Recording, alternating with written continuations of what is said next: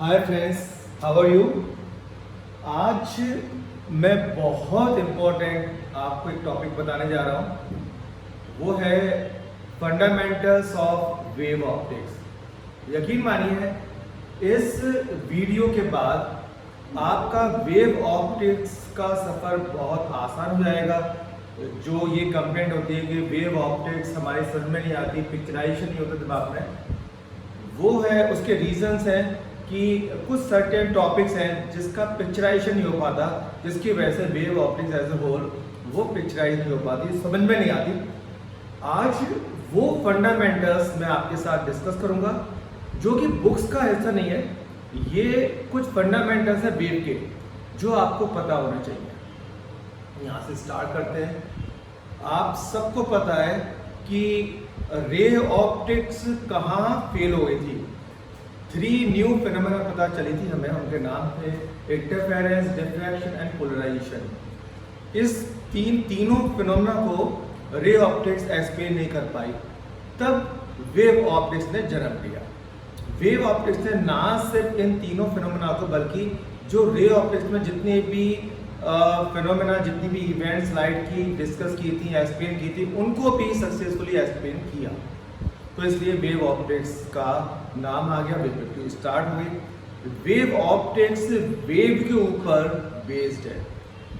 हमारे साइंटिस्टों को पता चला कि लाइट बेसिकली रे नहीं, ये तो वेव है। तो सबसे पहला पॉइंट आता है, वेव है क्या? वेव है propagation of energy in medium. Propagation means energy का एक पॉइंट से दूसरे पॉइंट तक जाना, यानी मोशन। ये एनर्जी का प्रोपेगेशन है।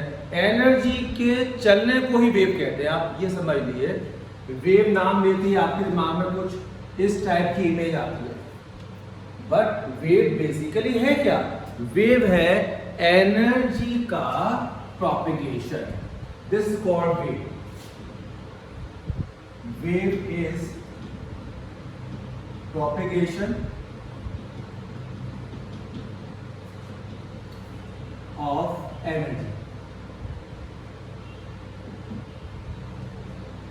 फिजिक्स में बहुत सारी चीजें सिर्फ मोशन से डिफाइंड है। जैसे अगर एक बॉडी मूव कर रही है तो rate of change of displacement उसको वेलोसिटी कहते हैं। Rate of change of velocity को एक्सेलरेशन कहते हैं। और इसी तरह से अगर चार्ज मूव कर रहा है, चार्ज के मोशन को करंट कहते हैं और एनर्जी के मोशन को वेव कहते हैं। जैसे मेरी साउंड एनर्जी यहां से वॉइस बॉक्स से जनरेट हो रही है और आपके पास तक पहुंच रही है, चल रही है तभी तो पहुंच रही है। तो ये हो गई साउंड वेव, क्योंकि साउंड एनर्जी मूव करती हुई आप तक पहुंच रही है, इसको नाम दिया साउंड वेव। लाइट एनर्जी जो वहां से जनरेट हुई और मेरी आईज के रेटिना पे फॉल हो रही है, जिससे मुझे सेंसेशन हो रहा है विजुअलाइजेशन का, तो चल रही तभी तो मेरे पास पहुंची, इसलिए इसका नाम क्या है? Light wave. आप बाहर धूप में जाते हो, बहुत आपको गर्मी लगती है, तो वो क्या है? सन से हीट एनर्जी आ रही है यहाँ तक इंफ्रारेड रेज की वजह से, ये क्या है? Heat wave. तो आपने देखा वेव हर उस जगह वर्ड यूज हो रहा है जहां पे एनर्जी प्रोपिगेट हो रही है, एनर्जी चल रही है। तो एनर्जी के चलने को वेव कहते हैं। आप इतनी अंडरस्टैंडिंग बनाओ। अब मैं कुछ वेव के ऊपर बात बताऊंगा आपको, एनर्जी के ऊपर कुछ बात बताऊंगा। क्या जब भी वेव मीडियम में प्रोपेगेट होती है तो वेव की वेलोसिटी वेव पे डिपेंड नहीं करती, जिस मीडियम में ट्रेवल कर रही है उस मीडियम में पे डिपेंड करती है। ठीक है, जैसे एयर है, एयर में बहुत सारी वेव ट्रेवल करेंगी, बस सबकी स्पीड क्या होगी? सेम। और कौन कौन से फैक्टर्स हैं जो मीडियम के, जो वेव की वेलोसिटी को निकालते हैं? मीडियम की इनर्शिया और मीडियम की इलास्टिसिटी। ये दो ऐसे फैक्टर हैं जिसपे किसी भी वेव की वेलोसिटी डिपेंड करती है। तो यहाँ पे ये बात आ गई कि वेव है एनर्जी का चलना, जो चीज चलेगी उसकी कुछ वेलोसिटी भी होगी, और velocity of A wave depends on the medium, not on the wave. Wave की क्या क्या कैरेक्टरिस्टिक्स होती है। हर वेव की वेवलेंथ होती है, एम्पलीट्यूड होता है। जैसे मान लो ये वेव है, तो क्रस्ट और क्रस्ट के बीच का डिफरेंस लैम्डा वेवलेंथ, ये भी वेवलेंथ, और अगर ये वेव है तो ये इसका एम्पलीट्यूड होगा। आप हमेशा ध्यान रखो, पूरी वेव ऑप्टिक्स में बहुत खास पॉइंट है, हमेशा ध्यान रखना कि वेव की इंटेंसिटी एम्पलीट्यूड के स्क्वायर के प्रोपोर्शनल होती है, directly proportional. Intensity is directly proportional to A square. A क्या है? ए है एम्पलीट्यूड, ए इज एम्पलीट्यूड। तो अगर ज्यादा इंटेंसिटी की वेव जा रही है तो ये ज्यादा एनर्जी अपने साथ कैरी करेगी और इसका एम्पलीट्यूड भी क्या होगा? ज्यादा। जैसे ये कम एनर्जी ले जा रही है तो इसका एम्पलीट्यूड है कम, ज्यादा एनर्जी ले जाएगी तो इसका एम्पलीट्यूड भी ज्यादा होगा। इंटेंसिटी का वैसे फिजिक्स में मीनिंग अलग है कि the amount of energy passes through the unit area in 1 second is called intensity, but इससे पिक्चराइजेशन होगा, ये हमारे काम की नहीं है। इंटेंसिटी का मतलब है, मैं आपको पिक्चराइज करवाता हूँ। जैसे इस समय मैं आपसे बात कर रहा हूँ, मेरी साउंड की कुछ इंटेंसिटी है और अब मैंने इंटेंसिटी को इंक्रीज कर दिया, अब मैंने डिक्रीज कर दिया, तो इस तरह से आप इंटेंसिटी को पिक्चराइज कर लोगे। ठीक है, तो मोर इंटेंसिटी मतलब मींस मोर एनर्जी, और एम्पलीट्यूड भी क्या होगा उसका? ज्यादा। एक बात तो ये क्लियर हो गई, वेलोसिटी की बात क्लियर हो गई। जो हमारी लाइट वेव्स हैं, जो हमें पढ़ना है, लाइट वेव सारी की सारी होती है इलेक्ट्रोमैग्नेटिक वेव्स, और ईएम वेव्स कभी भी मीडियम पे डिपेंड नहीं करती। ईएम वेव की वेलोसिटी मीडियम पे डिपेंड नहीं करती। हाँ, अगर मीडियम नहीं है तब भी चल जाएगी, मीडियम है तब भी चलेगी। वेलोसिटी कितनी होगी ये डिपेंड करेगी, बट मीडियम का होना जरूरी नहीं है। जैसे मैकेनिकल वेव थी, आपने 3 तरह की वेव पढ़ी थी, मैकेनिकल वेव, दूसरी इलेक्ट्रोमैग्नेटिक वेव, तीसरी de Broglie wave. De Broglie wave matter wave है जो पार्टिकल्स के चलने से बनती है, इसको थोड़ी देर के लिए अलग हटा दो। बची मैकेनिकल वेव और दूसरी electromagnetic wave. Mechanical wave 11th में पढ़ी थी और ईएम वेव 12th में। मैकेनिकल वेव को चलने के लिए मीडियम चाहिए ही चाहिए, अगर मीडियम नहीं होगा तो वेव प्रोपेगेट नहीं होगी।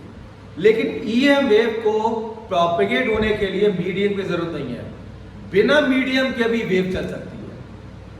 ठीक है, तो इलेक्ट्रोमैग्नेटिक वेव को प्रोपेगेशन के लिए मीडियम की जरूरत नहीं है। अब बात आती है कि क्या होता है जब वेव प्रोपेगेट होती है। Whenever wave propagates through the medium particles do vibrate. Medium के पार्टिकल्स वाइब्रेट करते हैं। कैसे वाइब्रेट करेंगे? ट्रांसवर्सली, क्योंकि जितनी भी इलेक्ट्रोमैग्नेटिक वेव्स होती हैं वो सारी की सारी ट्रांसवर्सल नेचर की होती हैं। ट्रांसवर्सल नेचर की वेव कौन सी होती है? जिसमें मीडियम के पार्टिकल वेव के चलने के परपेंडिकुलर डायरेक्शन में वाइब्रेट करते हैं। तो सारी इलेक्ट्रोमैग्नेटिक वेव जो लाइट वेव है, सारी की सारी ईएम वेव ट्रांसवर्सल नेचर की होती है, इसलिए ट्रफ और क्रस्ट से मिलकर बनी होती है। अब बात आती है कि मीडियम के पार्टिकल, तो आपने देखा, मान लो ये मीडियम का एक पार्टिकल है, ठीक है, और ये है वेव, दिस इज क्रस्ट और this is tough. One crust और वन टफ, ये है वन वेव। ठीक है, तो अब आप देखेंगे, मान लो इस पार्टिकल पर इसका क्रस्ट आया, तो क्रस्ट आएगा तो ये पार्टिकल ऊपर जाएगा। कितना ऊपर जाएगा? जितना इसका एम्पलीट्यूड होगा। अगर ट्रफ आएगा तो सेम पार्टिकल नीचे आएगा। कितना नीचे आएगा? जितना इसका एम्पलीट्यूड होगा। ठीक है, तो एक पार्टिकल किधर डिस्प्लेस हो गए ये आपको पता चल गया। अब मान लीजिए मैं एक मीडियम लेता हूं और मीडियम में बहुत सारे पार्टिकल्स हैं।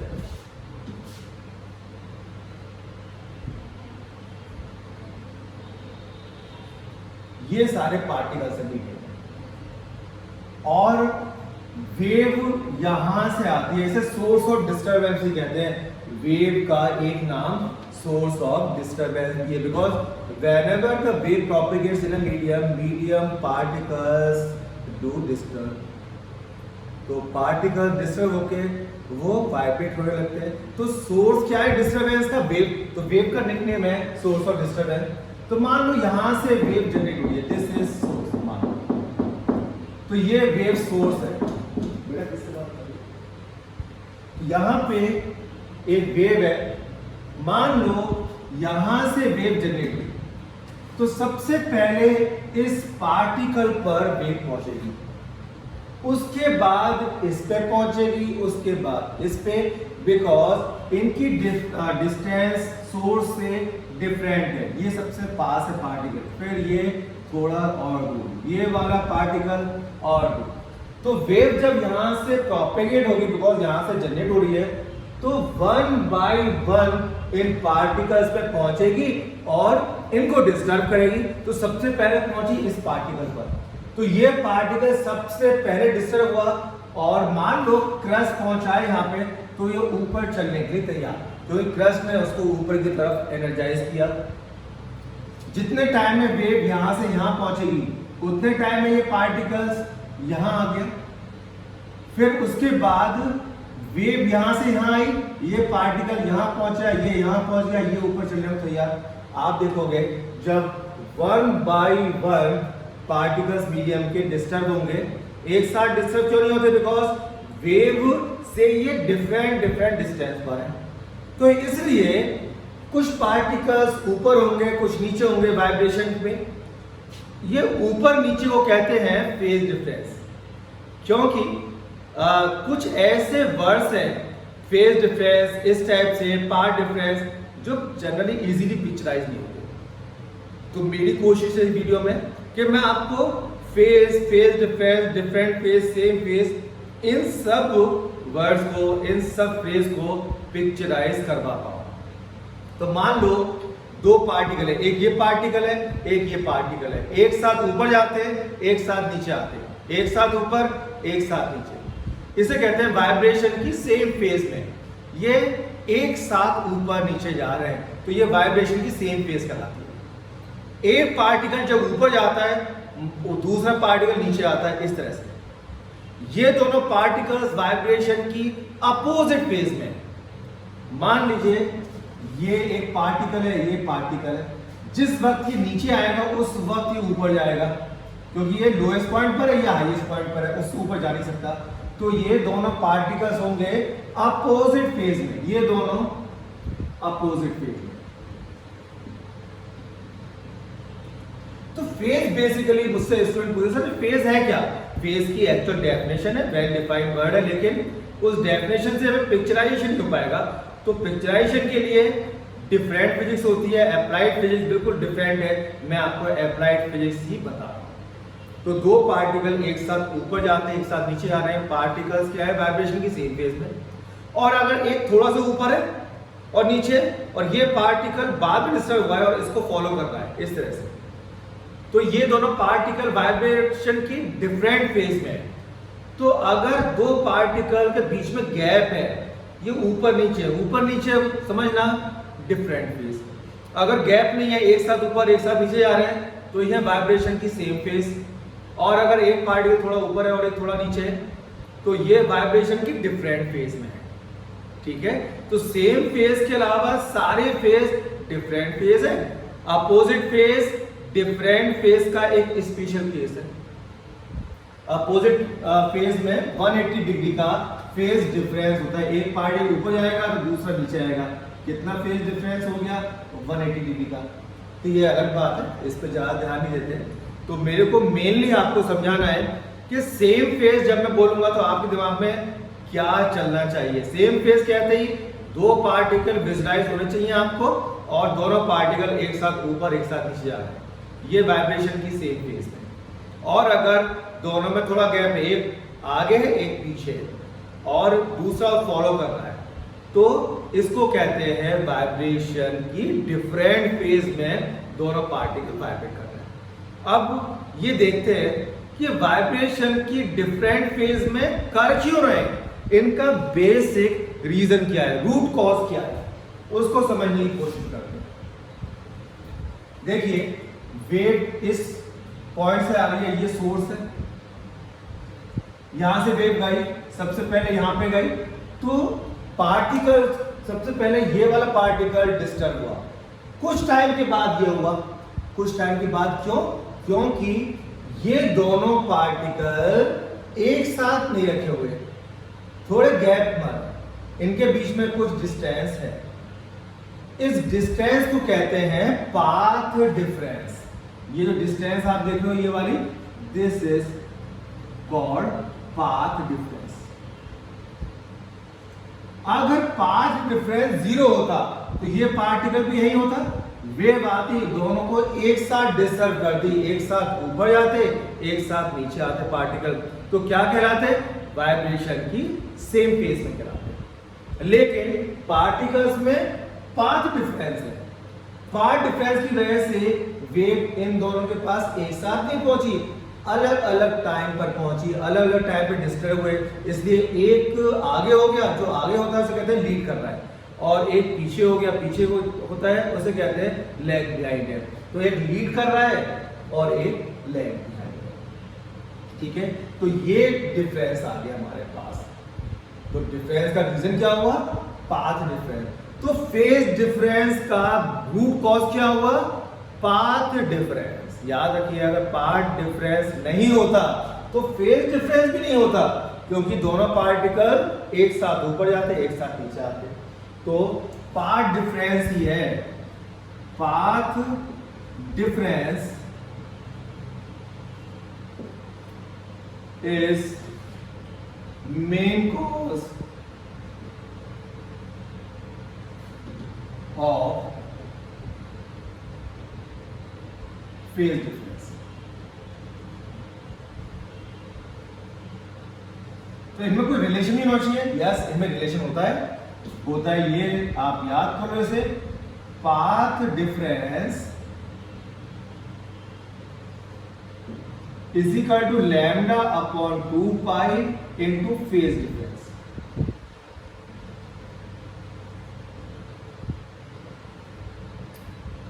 ठीक है, लैम्डा है वेव की वेवलेंथ, पाई आप जानते हैं 3.14 वाला, और फेज डिफरेंस हमेशा एंगल होगा, और पाथ डिफरेंस हमेशा लैम्डा की फॉर्म में दिया होगा कि पाथ डिफरेंस दो पार्टिकल के बीच में लैम्डा बाई 4 है, 3 लैम्डा बाई 2 है, इस टाइप में दिया होगा।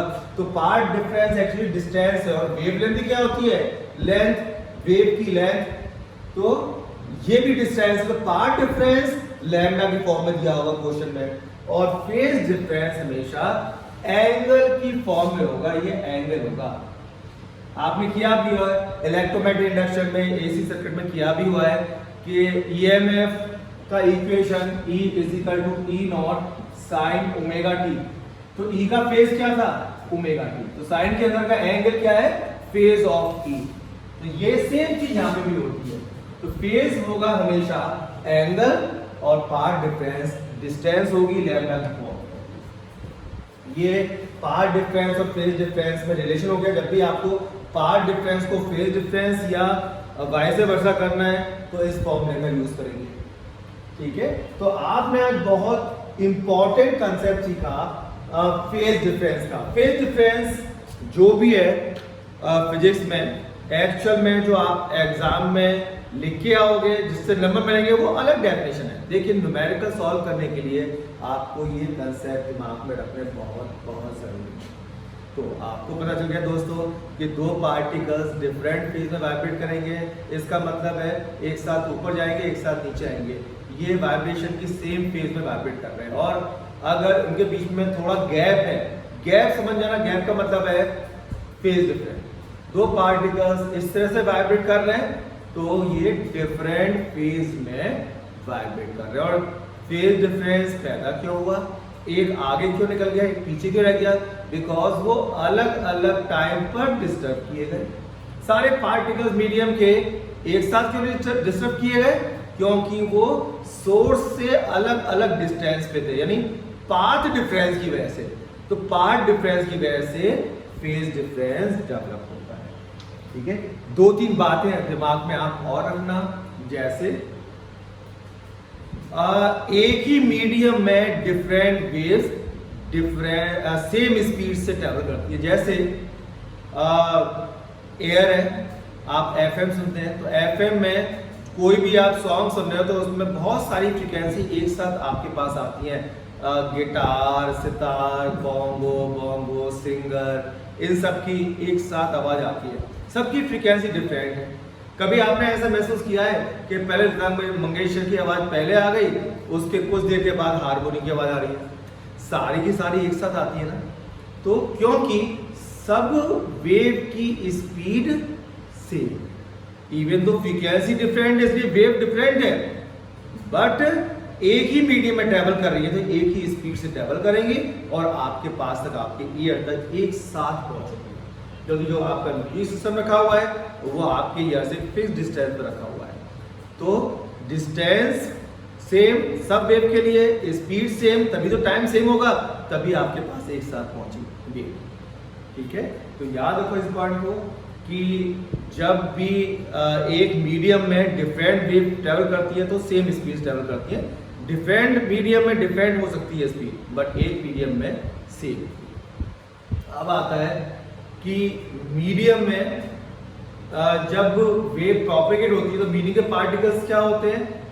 मीडियम के पार्टिकल्स सिर्फ अपनी जगह पर वाइब्रेट करेंगे, लेकिन अपनी जगह छोड़ेंगे नहीं। बस ये पॉइंट ध्यान रखना। मैं आपको एग्जांपल देता हूं। आपने एक स्टोन लिया और स्विमिंग पूल में आपने फेंका, तो जहां पे स्टोन वाटर से स्ट्राइक करेगा तो वहां पे रिपल्स फॉर्म हो गई, सर्कुलर वेव, और वो एवर इंक्रीजिंग रेडियस की फॉर्म में आगे बढ़ेगी और बड़ा होता जाएगा सर्किल। लेकिन वेव आगे चल रही है, आप उसमें थोड़ी दूर पे एक पेपर की बोट रख दो, तो जब ये वेव वहां तक पहुंचेगी तो बोट ऊपर नीचे होने लगेगी, ऊपर नीचे हो जाएगी और वेव किनारे तक पहुंच जाएगी, लेकिन बोट अपनी ही जगह पर सिर्फ ऊपर नीचे होके रह गए, क्योंकि बोट अटैच थी वाटर से। तो जब वेव वहां तक पहुंची, सिर्फ वाटर के पार्टिकल्स वाइब्रेट कर रहे हैं, लेकिन अपनी जगह छोड़ नहीं रहे, वाटर वेव के साथ साथ आगे नहीं मूव कर रहा। तो ये पॉइंट क्लियर रखो आप कि जब भी वेव मीडियम से प्रोपेगेट होती है तो मीडियम में क्या होता है, मीडियम कभी भी वेव के साथ आगे नहीं बढ़ेगा, अपनी ही जगह पर से मीडियम पार्टिकल्स वाइब्रेट करेंगे, वो भी क्रस्ट और ट्रफ बनाएगा, लेकिन अपने के छोड़ेंगे। ठीक है, आप इसको मतलब मैं कहना चाहता हूं कि मीडियम कभी वेव के साथ मीडियम नहीं चलता। फॉर एग्जाम्पल, मेरे सामने कुछ स्टूडेंट बैठे हुए हैं और अगर मैं उनसे बात करता हूं, ठीक है, तो अगर वाइब्रेशन होता, वो मीडियम में चलता, तो मान लो एयर है, एयर में मेरी साउंड वेव चल रही है, तो एयर में से होती हुई साउंड वेव निकल जाएगी यार पार, बट एयर के पार्टिकल्स ओनली वाइब्रेट होंगे, एयर ब्लो नहीं होगी। ऐसा नहीं होगा कि सामने जो स्टूडेंट बैठे हैं उनके बाल उड़ने लगे, मैंने बहुत तेज बोला, लाउडली बोला मैंने उनको, तो इतनी तेज हवा चली कि उनके बाल उड़े। ऐसा कभी नहीं होगा, आप देखोगे। या आप अपने घर में म्यूजिक सिस्टम सुन रहे हो और म्यूजिक सिस्टम की साउंड आपने लाउड कर दी, तेज कर दी, आपके पेरेंट्स घर पे नहीं है, मान लो आपका मूड हुआ और आपने बहुत तेज साउंड कर दी, तो ऐसा नहीं है आपके घर के जितने भी कर्टेन्स हैं वो बिल्कुल भूता पिक्चर की तरह से उड़ने लग जाएंगे, हवा नहीं चलेगी, आंधी नहीं आएगी, सिर्फ वाइब्रेशन फील होंगे। तो इन सब से ये फील होता है कि whenever wave propagates through the medium never propagates with the wave। तो इस बात को भी ध्यान रखना है, राइट। तो कितनी सारी बात हो गई। नंबर 1, वेव क्या है? एनर्जी का प्रोपेगेशन, एनर्जी का चलना। हम जिस वेव की बात कर रहे हैं वो ट्रांसवर्सल नेचर की है, EM वेव है, और इसलिए whenever the wave propagates through the medium particles do vibrate perpendicular to the direction of the propagation of the wave। तो वेव के चलने के परपेंडिकुलर डायरेक्शन में वाइब्रेट करेंगे, राइट। कभी भी वेव के चलने के साथ साथ मीडियम नहीं चलता। मीडियम अपनी ही जगह पे सिर्फ वाइब्रेट करेगा लेकिन आगे नहीं बढ़ेगा। और स्पीड जो आगे बढ़नी है, यानी वेव की स्पीड मीडियम पे डिपेंड करती है, वेव पे डिपेंड नहीं करती। इसलिए एक ही मीडियम में डिफरेंट वेव सेम स्पीड से ट्रैवल करती है। फिर हमने एक कंसेप्ट समझा फेज डिफरेंस का। इसमें दो पार्टिकल्स वाइब्रेट कर रहे हैं, जो पहले डिस्टर्ब किया वो आगे निकल गया, ऊपर हो गया, और जो बाद में डिस्टर्ब किया वो पीछे हो गया। तो ऊपर नीचे को हम कहते हैं फेज में, ये दोनों पार्टिकल वाइब्रेशन की डिफरेंट फेज में, ऊपर नीचे वाइब्रेट कर रहे हैं, डिफरेंट फेज में वाइब्रेट कर रहे हैं, और एक साथ ऊपर एक साथ नीचे आ रहे हैं, सेम फेज में वाइब्रेट कर रहे हैं। ठीक है, अपोजिट फेज डिफरेंट फेज का एक स्पेशल केस था। तो ये इसका फेज डिफरेंस का बेसिक रीजन, रूट कॉज क्या था? Path difference. क्योंकि वेव जहां से प्रोड्यूस हो रही है, मान लो यहां से प्रोड्यूस हो रही है, तो पहले यहाँ पे पहुंचेगी, फिर यहाँ पहुंचेगी, फिर यहाँ पे पहुंचेगी। लॉजिक भी है, जितने दूर होगा पार्टिकल दूर पहुंचेगी। हालांकि साउंड की स्पीड की फास्ट होती है, आपको लगता है एक साथ पहुंच गई, लेकिन ऐसा होता नहीं, फ्रैक्शन सेकंड का डिफरेंस तो होता ही है। इसलिए जितनी दूर के पार्टिकल हैं वो अलग अलग टाइम पर बाद में डिस्टर्ब होंगे, बाद में वाइब्रेट करना स्टार्ट होंगे। ठीक है, तो ये बहुत ही बेसिक कंसेप्ट था आपका। और ये इसके बाद आप देखोगे कि वेव ऑप्टिक्स को समझना कितना आसान रहेगा। जैसे वेव फ्रंट, मैं आपको बताता हूं कि वेव फ्रंट क्या है। रे ऑप्टिक्स कहती थी कि मीडियम में रेस चलती हैं, रेस थी straight line path on which light travel, यानी लाइट स्ट्रेट लाइन में ट्रेवल करती है, ये मानना था रे ऑप्टिक्स का। बट रे ऑप्टिक्स फ्लॉप हो गई, आई वेव ऑप्टिक्स। वेव ऑप्टिक्स ने हर चीज को एक नए अंदाज से देखना शुरू किया। उसने कहा कि जो वेव है वो रेस की फॉर्म में नहीं, वो वेव फ्रंट की फॉर्म में आगे बढ़ेंगे। तो वेव फ्रंट क्या होता है?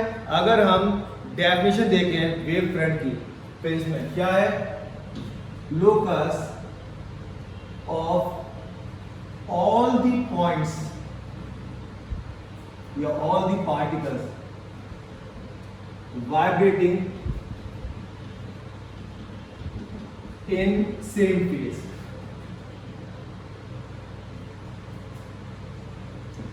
मेरे ख्याल से कुछ समझ में नहीं आया। Locus of all the point vibrating the same phase, ये बहुत ही मैथमेटिकल टेक्निकल डेफिनेशन है। ठीक है, टेंशन नहीं हुआ ना।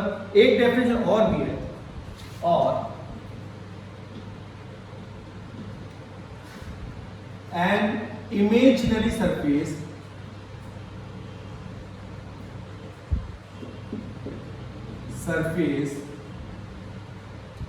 on which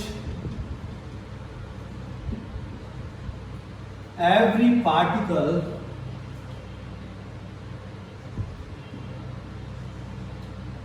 is in same phase of vibration।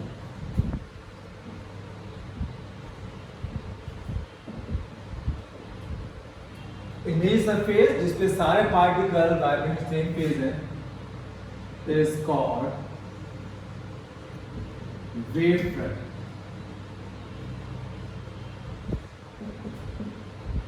तो ऐसी इमेजिनरी सरफेस, यानी एक्चुअल में नहीं होगी, आपको इमेजिन करना होगा, ऐसी सरफेस जिसपे हर पार्टिकल एक साथ ऊपर जा रहा है, एक साथ नीचे आ रहा है, वाइब्रेशन की सेम फेज में। अब सेम फेज का वर्ड हुआ है, आपके दिमाग में पिक्चराइजेशन काम करना शुरू कर दिया। मैं आपको दिखाता हूं ये कैसे हो सकता है, कैसे पॉसिबल है। देखिए, मान लो एक पॉइंट सोर्स है, मैं इसको मिटा रहा हूं,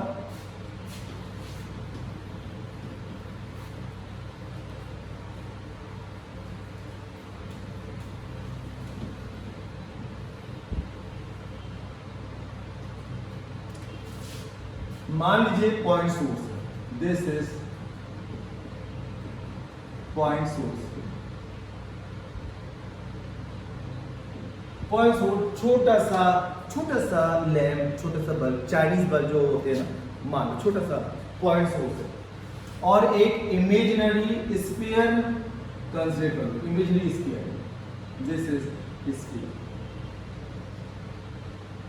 जब यहां से लाइट ऑन होगी, सारे पार्टिकल्स रेडियस डिस्टेंस है, तो सारे पार्टिकल्स पर वेव एक साथ पहुंचेगी, बिकॉज सोर्स है सेंटर पे और सारे पार्टिकल्स हैं सरफेस पे, तो सारे पार्टिकल सेंटर से जहां पे सोर्स है वहां से रेडियस डिस्टेंस है, तो एक मीडियम में लाइट की स्पीड भी सेम होती है, तो सारे पार्टिकल्स पे लाइट पहुंचेगी एक साथ, सारे पार्टिकल एक साथ डिस्टर्ब होंगे, एक साथ ऊपर जाएंगे, एक साथ नीचे आएंगे, और इसलिए हम कहेंगे सारे पार्टिकल्स वाइब्रेशन की सेम फेज में, इसलिए ये स्फीयर क्या कहलाएगा, दिस इज वेव फ्रंट,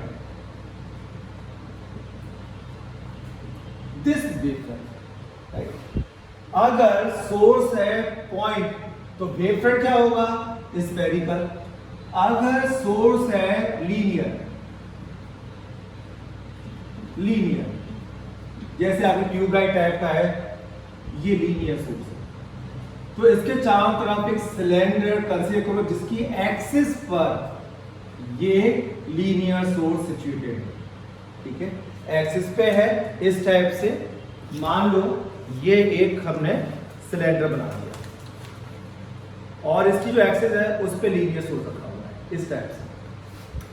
अब आप देखोगे हर पॉइंट यहां से इक्वल डिस्टेंस पे होगा यहां से, तो जैसे इस लीनियर सोर्स को मैं ऑन करूंगा तो लाइट ऑल द डायरेक्शन में आएगी, ये लीनियर सोर्स है, ऑल द डायरेक्शन ट्रेवल करेगी, और जो सिलेंडर है उसके हर पॉइंट तक एक साथ पहुंचेगी, तो सिलेंडर पे जितने भी पार्टिकल्स हैं एक साथ डिस्टर्ब हुए, एक साथ ऊपर जाएंगे, एक साथ नीचे आएंगे, यानी वाइब्रेशन की सेम फेज में होंगे।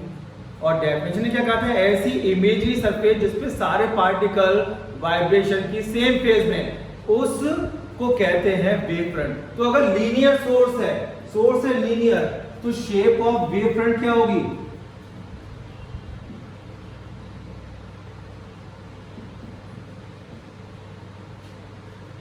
Cylindrical.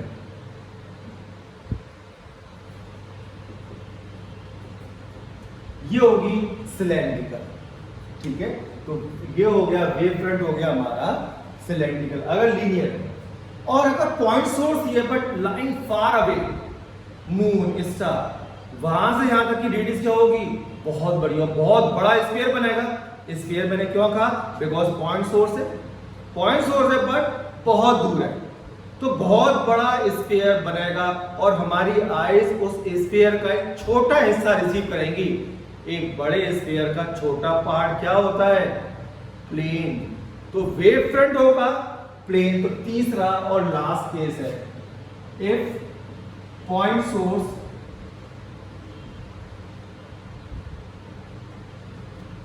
Is lying far away,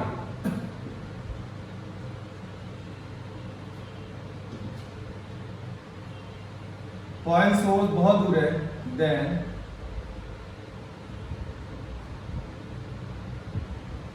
wave front will be plane.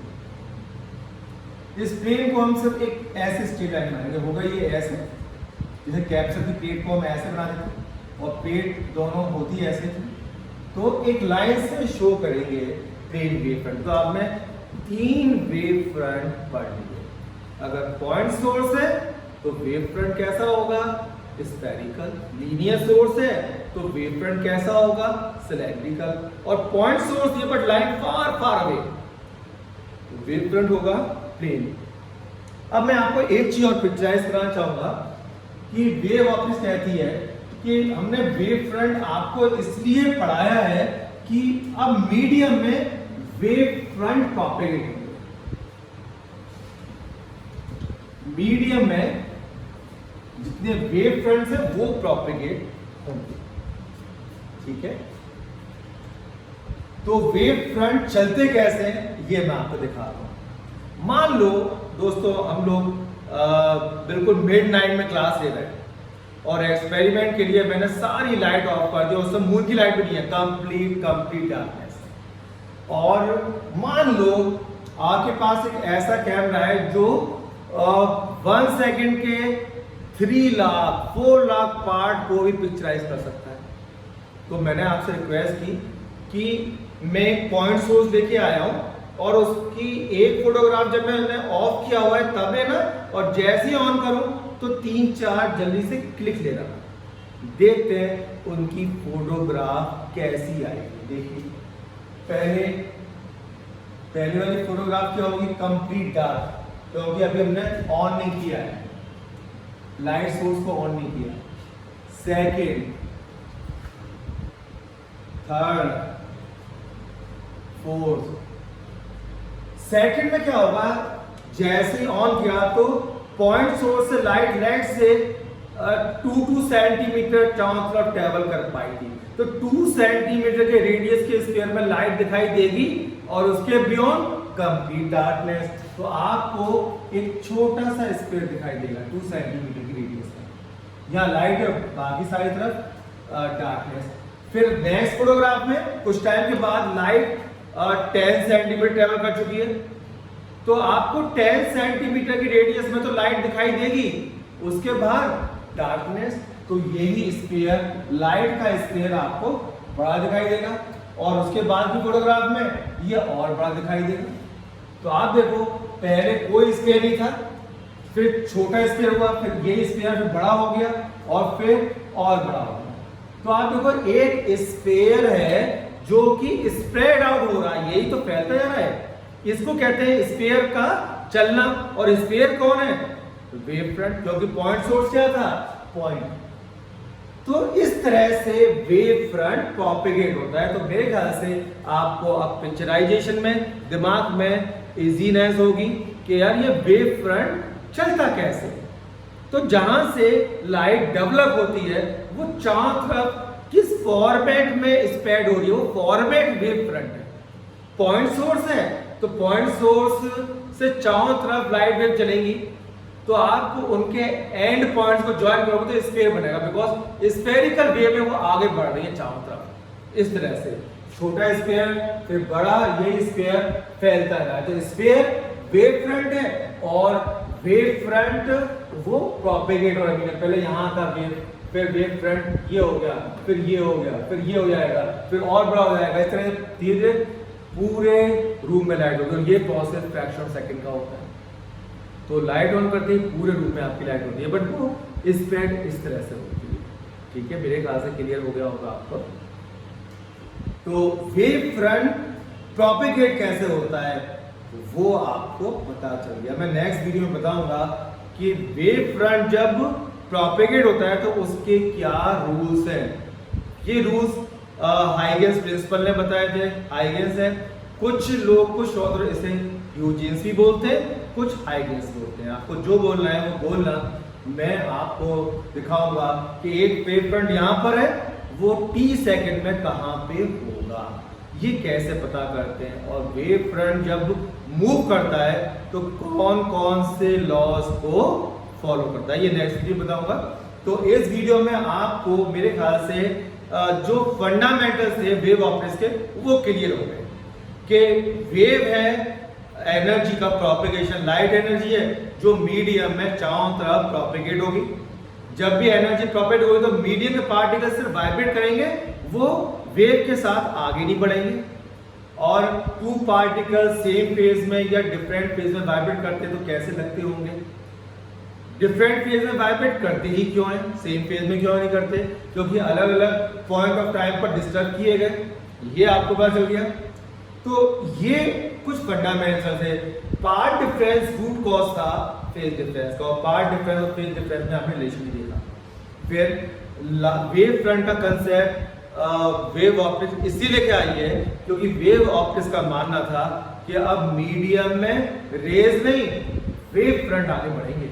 और वेव फ्रंट कैसे आगे बढ़ेंगे, कैसे चलते हैं, वो आपने पिक्चराइज करके देखा कि पॉइंट सोर्स है तो स्फेरिकल वेव फ्रंट डेवलप होगा और वो आगे बढ़ता चला जाएगा, फैलता चला जाएगा चारों तरफ। तो वेव फ्रंट का प्रोपेगेशन हो गया। ऐसे ही लीनियर सोर्स है तो सिलेंड्रिकल फॉर्मेट में वो स्प्रेड आउट होगा। तो किस फॉर्मेट में लाइट स्प्रेड हो रही है उसे कहते हैं वेव फ्रंट। अब आप सोचोगे क्या रेज और वेव फ्रंट में कोई रिलेशन है या इनका कोई रिश्ता ही नहीं है। यस, रिलेशन है, दोनों म्यूचुअली परपेंडिकुलर होते हैं। मान लो ये पॉइंट सोर्स है, तो रेज आप कैसे बनाते थे, ये रेज ऐसे बनाते थे, यहां से रेज जाती है। और वेव फ्रंट कैसे बनाते, ये वेव फ्रंट है। तो हर देखो आप, रेज और वेव फ्रंट क्या है, ये वेव फ्रंट क्या है, ये है सरफेस। सरफेस और रेडियस क्या होते हैं, एक दूसरे के म्यूचुअली परपेंडिकुलर।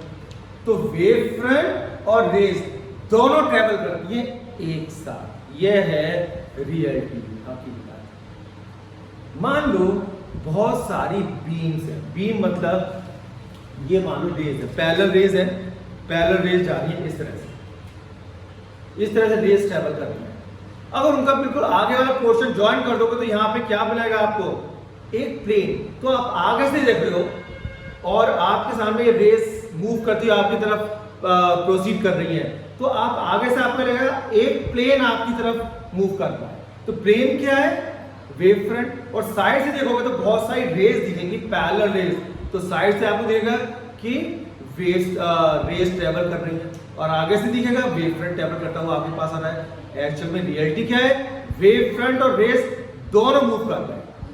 तो आगे से जिस फॉर्मेट में लाइट आगे बढ़ रही है वो वेव फ्रंट है, ठीक है। तो ये ध्यान रखना, दोनों म्यूचुअली परपेंडिकुलर होते हैं, राइट। तो यहाँ पे मैं इस वीडियो को बंद करूंगा वरना बहुत बड़ा हो जाएगा। फिर नेक्स्ट वीडियो में मैं आईगेन्स के प्रिंसिपल बताऊंगा और उसके बेसिस पे कुछ फंडामेंटल लॉस प्रूव करूंगा, जैसे रिफ्लेक्शन, रिफ्रैक्शन और भी छोटी मोटी बातें उससे प्रूव करूंगा, ठीक है। So that's all for this video. Have a nice time, take care.